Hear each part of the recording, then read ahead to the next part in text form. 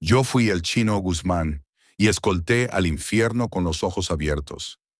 La sombra detrás del poder.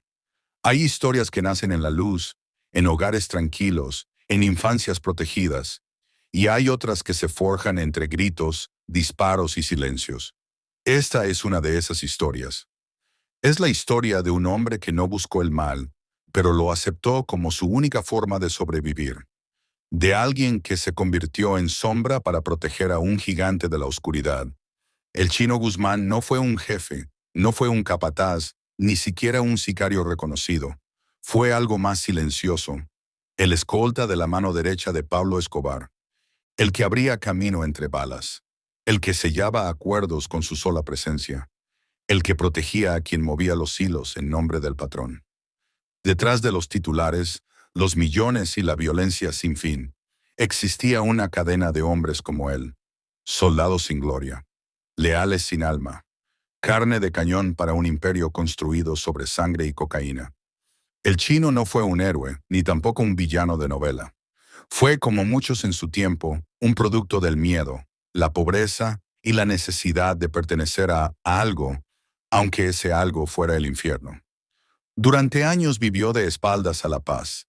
Se convirtió en piedra para no sentir, en silencio para no delatar, en máquina para no quebrarse. Vio caer a amigos, enemigos, inocentes y culpables, sin poder detenerse a preguntar quién era quién. Porque en ese mundo, quien se detiene, muere. Pero esta historia no es solo sobre armas, fugas o dinero sucio. Esta historia es sobre un alma, sobre un hombre que, después de perderlo todo, fue encontrado por aquel que no abandona a nadie.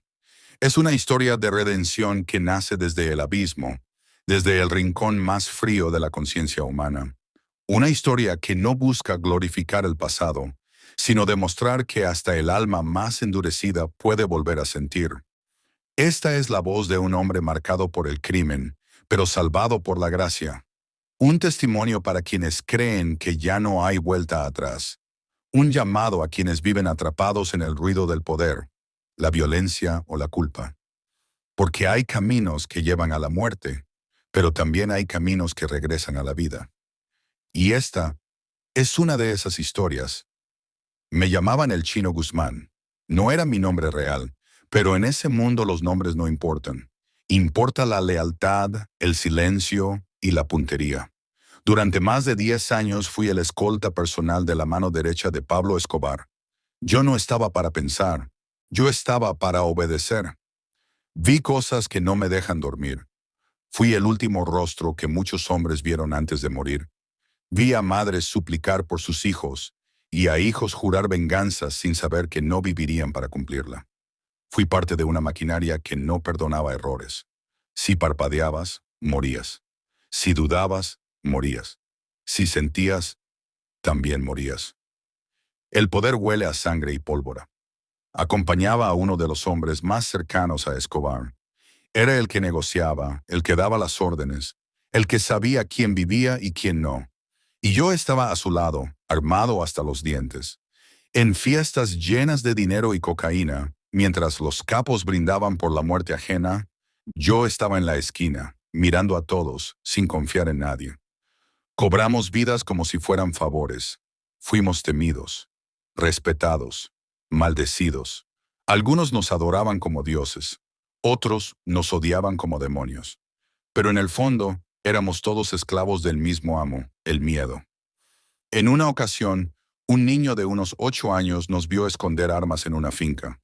No dijo nada, solo miró. Alguien dio la orden. Yo cumplí. No me preguntes qué sentí, porque ese día decidí dejar de sentir. Perdí a mi madre sin despedirme. Mi padre murió creyendo que yo era mensajero de una empresa. Nunca le conté la verdad. Me odiaba por no visitarlo, sin saber que lo hacía por no ponerlo en peligro. Aunque, siendo honesto, a veces también era porque ya no tenía palabras que decirle. Y un día, el silencio me quebró. Fue un domingo cualquiera. Íbamos en caravana por Medellín. Mi jefe iba atrás, yo adelante. De repente, una explosión. Después otra. Nos emboscaron. En ese instante pensé, hasta aquí llegó el Chino Guzmán. Pero no morí. Salí herido, sí, pero seguí vivo. Mi jefe, en cambio, quedó tendido con la cara hacia el cielo, como buscando a alguien que no supo encontrar en vida. Después de eso todo se quebró. Me escondí, cambié de ciudad. Nadie me buscó, pero yo sabía que los fantasmas me seguían. Las noches se hicieron largas. Los sueños se convirtieron en juicios. Ya no era yo el que mataba.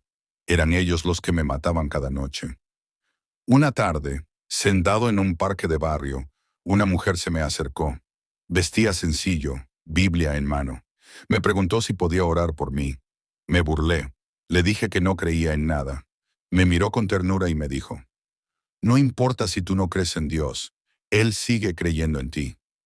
Esas palabras me destruyeron por dentro. Semanas después, fui a una iglesia, casi por accidente. Escuché hablar del perdón, de la gracia, de que Cristo había cargado con nuestros pecados, incluso los míos. Me resistí, pero dentro de mí algo gritaba por redención. No fue fácil. Tuve que confesar, perdonar y también pedir perdón. Tuve que mirar el pasado a la cara y no justificarlo, sino entregarlo. No me borraron los errores, no me eliminaron los recuerdos, pero Dios me dio algo que nunca había tenido: paz. Hoy sirvo a jóvenes en riesgo. Les hablo sin filtros, les muestro mis cicatrices, les digo que el crimen no es vida, es condena disfrazada de poder. Les hablo del dolor detrás de la plata rápida, del vacío después del disparo, de la soledad de ser temido, pero nunca amado. Yo fui parte del infierno, pero Cristo me dio una salida. No esperes tocar fondo para mirar al cielo. No te creas invencible solo porque aún respiras. Y no le entregues tu alma a algo que no puede devolvértela. Dios no está buscando hombres perfectos. Está buscando corazones rotos que estén dispuestos a ser restaurados. Si yo fui capaz de volver, tú también puedes. Cuando la sangre clama, responde el cielo. Hoy cualquier bala que disparé, cualquier puerta que custodié, cualquier vida que arrebaté, resuena aún en mis huesos. Pero sobre ese eco oscuro se levanta una voz más fuerte, la voz del perdón de Dios, que me llama, que te llama, que nos llama a todos. Porque la verdadera sentencia no es la que dicta un juez, ni la que se escribe en un parte policial. La más dura la firma nuestra propia conciencia cuando apagamos el susurro del Espíritu. Y sin embargo, aun cuando nos declaramos culpables, Cristo se levanta y nos declara rescatables.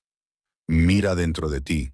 Tal vez nunca empuñaste un fusil ni cobraste una vida, pero, igual que yo has albergado rencores, mentido para avanzar, ignorado la necesidad ajena.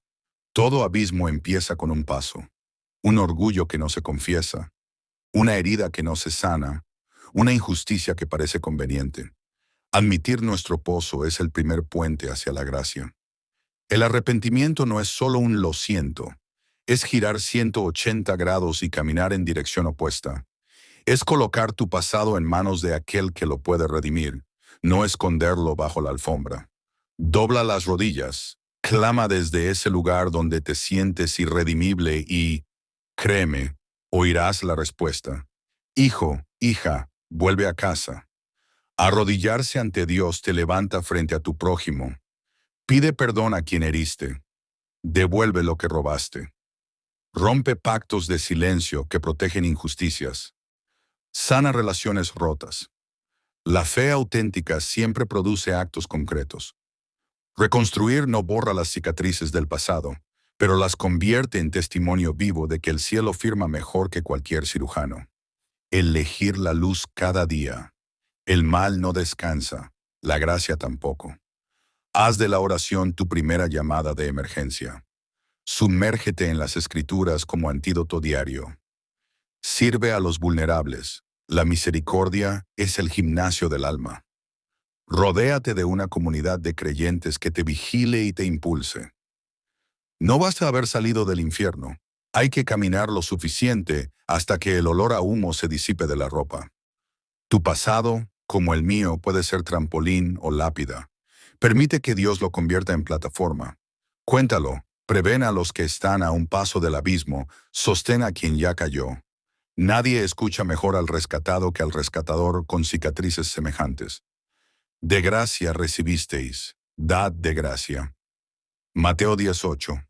Hoy te invito a cruzar la línea, a dejar de acariciar la culpa y abrazar la restauración, a pasar de espectador de testimonios a protagonista del tuyo, porque si Cristo consiguió volver humano un corazón como el mío, frío, blindado, sediento de poder, no existe alma que Él no pueda regenerar. Que este sea el día en que tu historia cambie de capítulo. 1. Arrepiéntete. 2. Cree que el sacrificio de Jesús es suficiente también para ti. Tercera, actúa como quien ha encontrado la verdadera libertad. Y cuando al final el mundo escriba tu epitafio, que no diga aquí yace un pecador temido, sino aquí descansa un hijo de Dios que, habiendo estado muerto, volvió a la vida y dio vida a otros. Que el cielo escuche tu sí, y que tu sí marque la eternidad.